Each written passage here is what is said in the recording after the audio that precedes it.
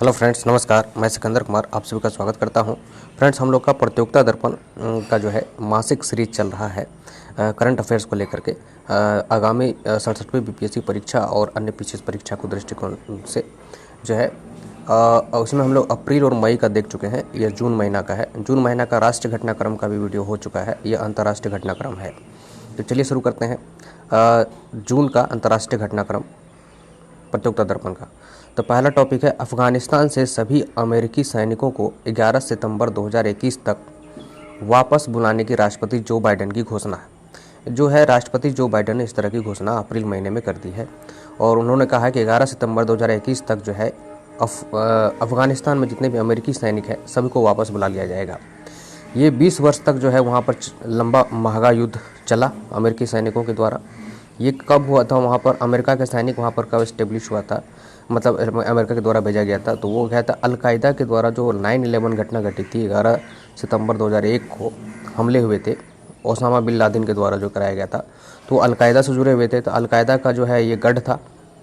इसी तभी से जो है कंट्रोल करने के लिए 2001 से ही, उस घटना के बाद से ही, 9/11 की घटना के बाद से अमेरिका जो अपना सेना को अफगानिस्तान में जो है रखा था। इस दौरान जो है करीब इस 20 साल के दौरान जो करीब 2400 सैनिक मारे गए और $2 ट्रिलियन खर्च हो गए। हालांकि ओसामा बिन लादेन को 2011 में ही मार गिराया था, लेकिन फिर भी वहाँ पर अफगानिस्तान में अमेरिकी सैनिक वहाँ पर जमा हुआ था। इसलिए जो बाइडेन ने जो है अप्रैल में ये घोषणा की है कि वहाँ से अमेरिकी सैनिकों को वापस बुला लिया जाएगा।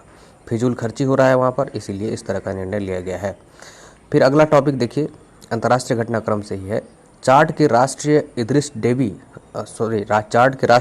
इद्रिस डेबी की संघर्ष के दौरान मौत हो गई। तो ये चाड जो है ये अफ्रीकी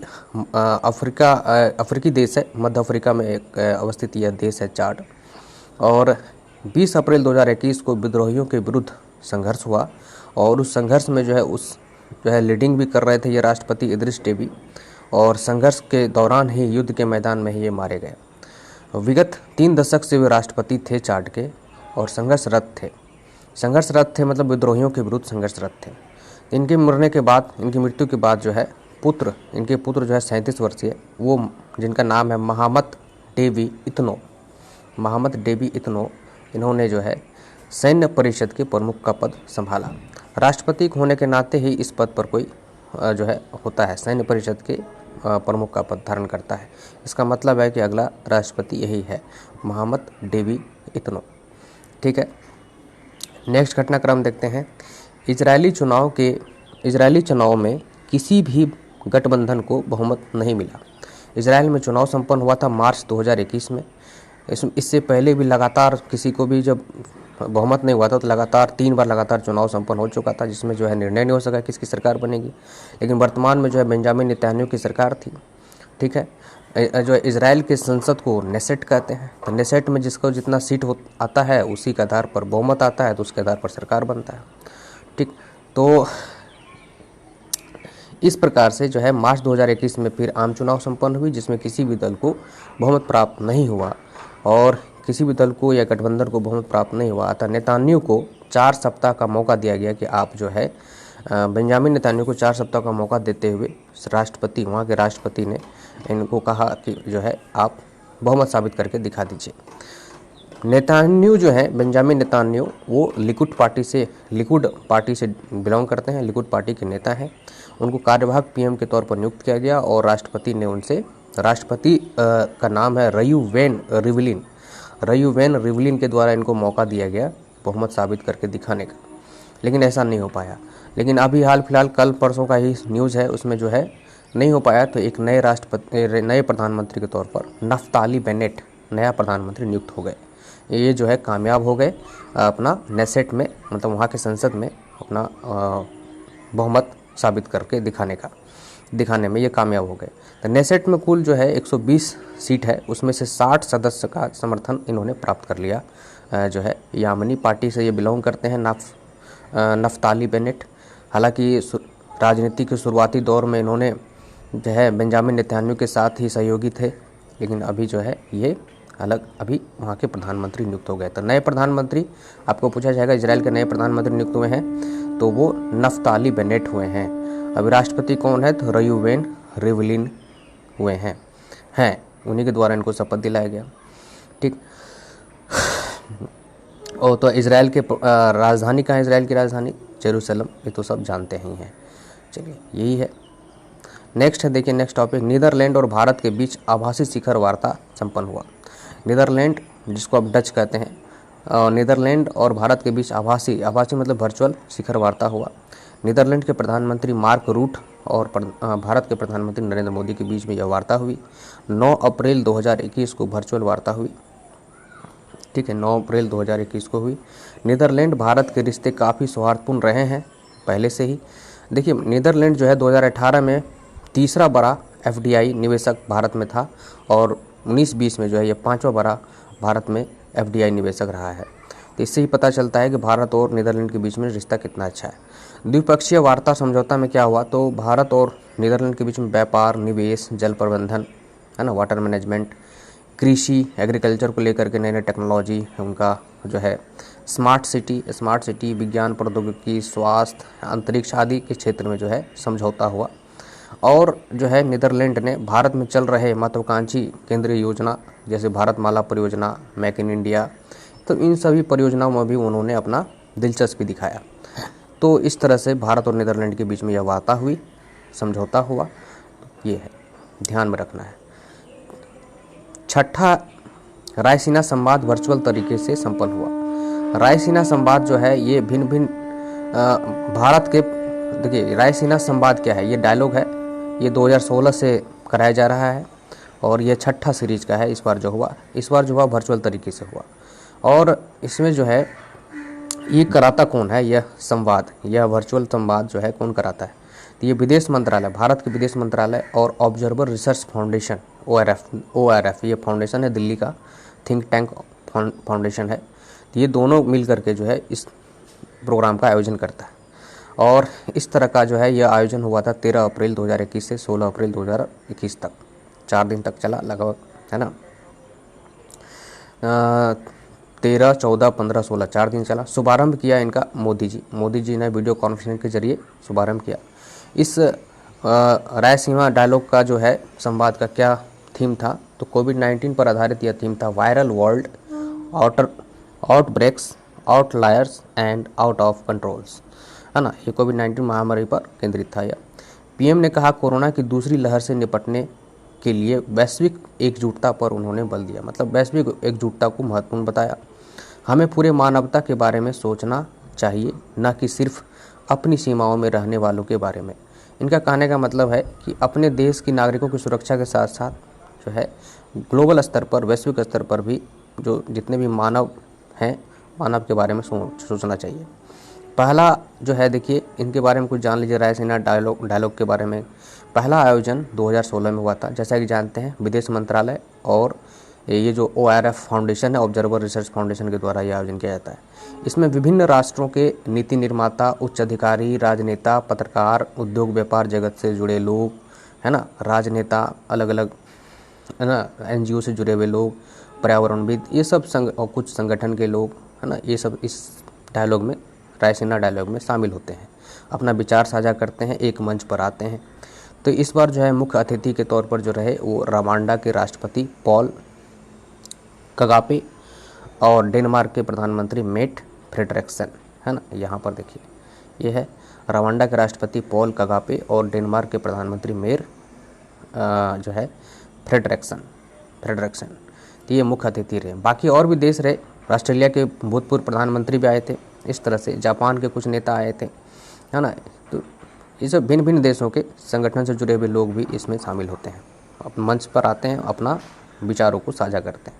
कोविड-19, अब अगला पॉइंट देखिए, अगला टॉपिक, कोविड-19 की दूसरी लहर के कारण ब्रिटेन और जापान के प्रधानमंत्रियों का भारत दौरा रद्द हो गया। ब्रिटेन, सबसे पहले तो ब्रिटेन रद्द हुआ, ब्रिटेन के प्रधानमंत्री का जो है भारत दौरा का था प्रोग्राम, वो रद्द हो गया। फिर जापान के प्रधानमंत्री का भी दौरा रद्द हो गया।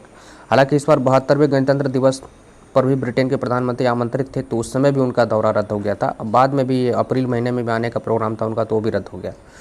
तो ब्रिटेन के प्रधानमंत्री बोरिस जॉनसन जो कि अप्रैल में आने वाले थे, तो वो यात्रा इनका रद्द हो गया।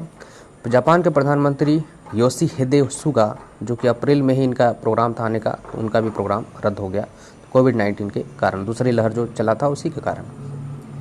ठीक है, ये चीज़ है। जापान के इसी साल जापान के टोक्यो में, है ना, होने वाली 2+2 वार्ता भी रद्द हो गया। टोक्यो में होने वाला था 2+2 वार्ता। 2+2 वार्ता भारत जापान के बीच में होता है। ठीक है, ये है। अगला देखिए, अमेरिकी जनगणना 2020 के पहले राष्ट्रव्यापी आंकड़े जारी किए। अमेरिका में जनगणना हुआ, हर 10 साल पर वहाँ भी जनगणना होता है, जैसे कि अपने भारत में होता है। इस बार भी 2020 तक के लिए जनगणना हुआ, 2010 से 2020 तक के लिए, और इसका पब्लिशिंग जो हुआ 26 अप्रैल 2021 को हुआ। और इसमें जो है 10 साल के लिए होता है। तो जानते हो कुल जनसंख्या कितना है अमेरिका का भी जो जनगणना हुआ उसमें 33.14 करोड़, है ना। 1 अप्रैल 2020 तक का यह डाटा है। एक दशक पूर्व क्या था, तो 30.87 करोड़। मतलब कितनी वृद्धि हो गई एक दशक में, तो 7.4% की वृद्धि हो गई अमेरिका की जनसंख्या में। फिर भी कम वृद्धि है, भारत में जब तो ज़्यादा वृद्धि हो जाता है एक दशक में। विश्व की तीसरी बड़ी जनसंख्या यूएसए है। इसका मतलब है कि चीन सबसे बड़ी जनसंख्या वाला देश है, भारत दूसरा और तीसरा नंबर पर यूएसए है। ये चीज़ आपको ध्यान में रखना चाहिए। अगला देखिए, ब्रिटेन में किल द बिल अभियान चलाया गया वहाँ की जनता के द्वारा, किल द बिल। और ये अभियान कैंपेनिंग जो है चलाने का कारण क्या था, तो मार्च 2021 में ब्रिटिश संसद के द्वारा क्या हुआ कि एक बिल लाया गया, और बिल ला करके पुलिस को जो है शक्तिशाली बनाया गया, है ना।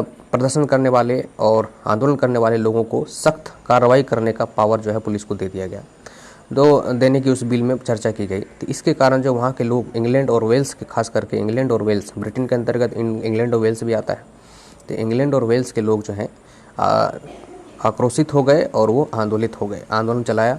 तो आंदोलन का नाम था किल द बिल अभियान। ठीक है, ये आपको ध्यान में रखना चाहिए। किल द बिल अभियान किस देश में चला, तो इस कानून के तहत जो है ये जो बिल लाया गया है, उस कानून के तहत पुलिस को शक्ति प्रदान करने के लिए, जो है भीड़ भाड़ को खदेड़ने के लिए, है ना, आंदोलनकारियों को मारपीट करने के लिए इस तरह का शक्ति पुलिस को दिया गया। अगला है देखिए, म्यांमार में सैन्य शासन के विरुद्ध में प्रदर्शन। म्यांमार में सैन्य शासन, जैसा कि जानते हैं, तख्ता लोकतांत्रिक सरकार का तख्ता पलट करके वहाँ सैन्य शासन लागू है, जुंटा शासन। जुंटा वहाँ के जो है अभी राष्ट्रपति हैं, सैनिक थे, वो सैनिक प्रमुख थे जुंटा, तो जुंटा ही वहाँ शासन चला रहे हैं। तो लोकतांत्रिक सरकार जो कि आंग सान सूकी की सरकार थी, उनके दल की सरकार थी, उसको जो है तख्ता पलटते हुए भ्रष्टाचार का आरोप लगा करके हटा दिया गया। तो आंग सान सूकी की सरकार के तख्ता पलट कर दिया था फरवरी महीने में ही। तो मीडिया की आज़ादी, उसके बाद जो है मीडिया की आज़ादी समाप्त हो गई, अनेक पत्रकार को कैद कर दिया गया, आर्थिक स्थिति चरमरा गया म्यांमार का। इसलिए जो है वहाँ के कुछ लोग या कुछ संगठन आंदोलित हो गए। आंदोलित होकर के आंदोलनकारियों ने भूख हड़ताल किया, असहयोग आंदोलन किया, मतलब सहयोग करना छोड़ दिया सरकार का, बिजली बिल देना बंद कर दिया, कृषि ऋण, बच्चे को स्कूल कृषि ऋण देना बंद कर दिया। अब कृषि ऋण ना देने का लोगों से आह्वान भी किया, बच्चे को वो स्कूल तक नहीं भेजने का भी निर्णय लिया। इस तरह का आंदोलन वहाँ चला। एक संगठन जो है वहाँ का, तो एक संगठन है जातीय कैरन संगठन, जो कि हिंसात्मक घटना को भी अंजाम दे दिया इस आंदोलन के दौरान। पूर्वी म्यांमार के जो सीमावर्ती इलाका है, वहाँ जो सेना का एक शिविर है उसको आग लगा दिया, है ना, जातीय कैरन संगठन के द्वारा। तो इस तरह का जो है यह प्रदर्शन हुआ म्यांमार में सैन्य शासन के विरोध में। ठीक है, ये है। अगला देखिए, भूटान में दंतक परियोजना के 60 वर्ष पूरे हो गए। दंतक परियोजना जो है 24 अप्रैल 1961 में भूटान में सबसे पहले शुरुआत की गई थी। इस परियोजना के तहत जो है भूटान में सामाजिक आर्थिक विकास को प्रभावित करने वाले जो कनेक्टिविटी है ना, उसको विकास करने के लिए इस परियोजना को लागू किया गया था, शुरू किया गया था। जैसे कि वहाँ का रोड सड़क बनाना, है ना, कनेक्टिविटी बढ़ाना, है ना, संरचनात्मक काम को अंजाम देना, इसका ये था। भारत के परियोजना को भी विकास करने में इसकी भूमिका रही थी, इसलिए इसको पढ़ना जरूरी है। इंडिया हाउस भी वहाँ बनाया था, तो इन्होंने ही दंतक परियोजना के अंतर्गत ही बनाया गया था, है ना, इसलिए। तो इस बार जो है ये वर्ष मनाया गया, सिल्वर जुबली वर्ष मनाया गया। तो इसमें जो है भारत के राजदूत जो है वहाँ पर भूटान में, वो भी उसमें शामिल हुए थे।